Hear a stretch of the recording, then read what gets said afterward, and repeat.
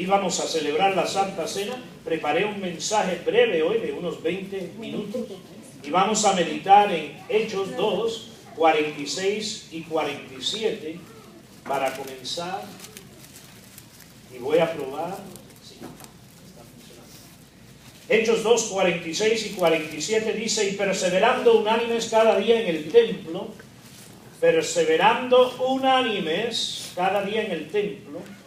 y partiendo el pan en las casas, comían juntos, con alegría y sencillez de corazón, alabando a Dios y teniendo favor con todo el pueblo.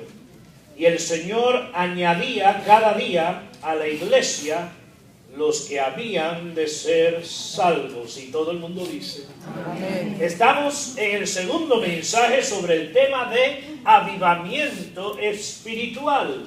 Es obvio por el texto de Hechos que los primeros cristianos en Jerusalén experimentaron un gran avivamiento espiritual. Por ejemplo, Hechos 4:4 dice: pero muchos de los que habían oído la palabra creyeron, y el número de los varones era como 5,000.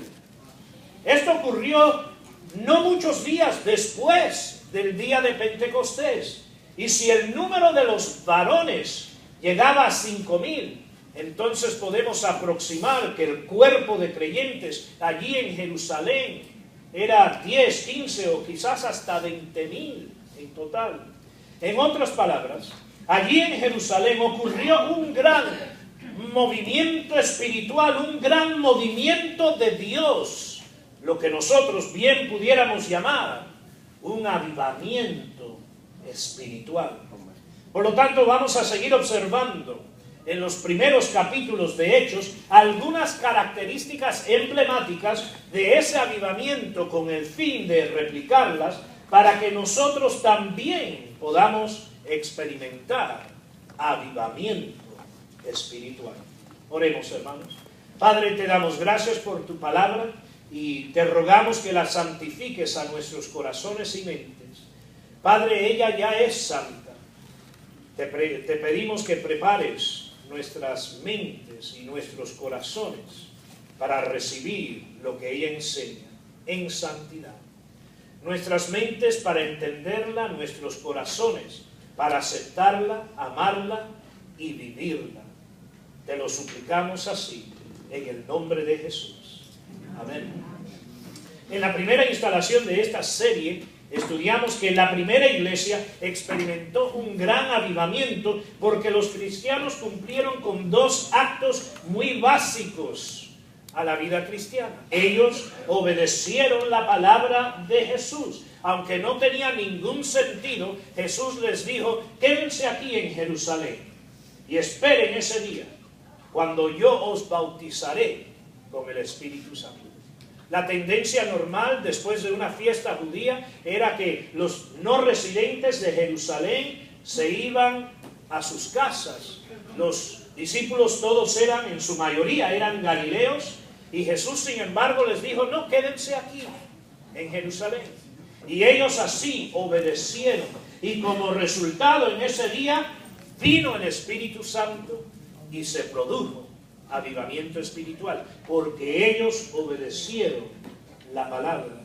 Y también la Biblia nos enseña en estos capítulos, y lo leemos vez tras vez, que estaban orando y orando, esperando ese día. Bueno, así también ocurrirá en nuestras vidas. Invocaremos bendiciones divinas, experimentaremos avivamiento espiritual si cumplimos con estos dos actos tan básicos y fundamentales al cristianismo. Si obedecemos la palabra de Dios, si obedecemos la Biblia y si oramos, veremos las lluvias de bendiciones caer sobre nuestras vidas. Hoy vamos a enfocarnos en la unidad de los discípulos originales, y como esta unidad solicita avivamiento espiritual, en los primeros capítulos de Hechos podemos observar claramente la unidad de los primeros creyentes. Miremos algunos ejemplos antes de la venida del Espíritu Santo en el día de Pentecostés. En Hechos 1:14 dice la Biblia, todos estos, refiriéndose a los discípulos que creo que son mencionados en el versículo inmediatamente antes o después, todos estos perseveraban unánimes en oración y ruego, etc. Hechos 2:1 dice, cuando llegó el día de Pentecostés, estaban todos ¿cómo? Unánimes, juntos. Miremos lo que dice la Biblia sobre la iglesia después del día de Pentecostés. Dice, y perseverando ¿cómo? Unánimes. Cada día en el templo, etcétera, etcétera. Y miremos lo que dice Hechos 4:24 acerca de la iglesia después del día de Pentecostés. Y ellos, habiéndolo oído, alzaron unánimes la voz a Dios. ¿Alzaron cómo? Unánimes la voz a Dios, etcétera, etcétera. De estos versículos se hace muy claro que antes de Pentecostés los discípulos estaban unidos y oraban juntos, unidos. Y después de Pentecostés los apóstoles estaban juntos y oraban unidos. Y los primeros cristianos estaban con ellos, juntos y unidos, orando, juntos y unidos. Se repite vez tras vez. Es decir, existía unidad en la iglesia. Y el resultante avivamiento no fue a pesar de esa unidad, sino por causa de la misma. Hermanos, les someto que si vamos a experimentar avivamiento espiritual a nivel personal, a nivel familiar, a nivel eclesiástico, a nivel regional en el sur de la Florida, a nivel nacional en los Estados Unidos de América y me atrevo a decir a nivel global, ¿cuánto necesita este mundo? Un avivamiento espiritual. ¿Cuánto necesita esta nación? Un avivamiento espiritual, pero antes de llegar a eso, podemos decir, ¿cuánto necesito yo? Un avivamiento espiritual. Pero si vamos a experimentar un avivamiento de cualquier nivel, es absolutamente necesario hacerlo en unidad a nuestros hermanos en Cristo. Y yo repito y digo lo mismo en tantas ocasiones. Nosotros nos necesitamos el uno al otro. Bíblicamente, hay muchas razones por las cuales nos necesitamos unos a otros. Nadie es necesario excepto Dios. Pero todos somos necesitados el uno por el otro. Para sostenernos, para animarnos, para apoyarnos, para orar el uno por el otro, para fortalecernos, para llevar la obra hacia adelante, todo el mundo empujando en una sola y la misma dirección. Nos necesitamos el uno al otro. Y hay muchos cristianos que piensan, yo no necesito ir a la iglesia, yo no necesito a otros en Cristo, simplemente en mi casa puedo prender el televisor, escuchar el predicador, prendo el radio, canto unas cuantas canciones y allí en mi casa oro, alabo y escucho la palabra y sirvo a Dios. No necesito ir a la iglesia. Y la Biblia nos enseña todo lo contrario. Que si eso ocurre, el cristianismo muere en ese lugar. Porque necesitamos estar unidos. Si el evangelio se va a proyectar y proclamar y va a crecer. Bueno, por tal unidad oró Jesús. La unidad de su pueblo, de su iglesia, fue una pasión grande del Señor Jesucristo y se demostró en Juan capítulo 17, en su oración sacerdotal. Veremos parte de esa oración en Juan 17, 20. Jesús orando, sus discípulos escuchándole, probablemente en el templo, a pasos del jardín de Getsemaní, a donde sería arrestado.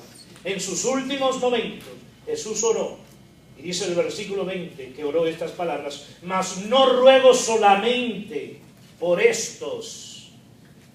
Estos se refiere específicamente a los discípulos de Jesús.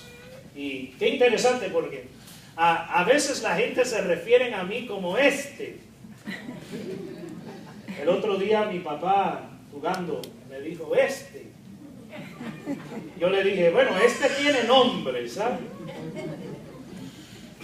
Pero Jesús hizo lo mismo. Estos se refería a sus discípulos.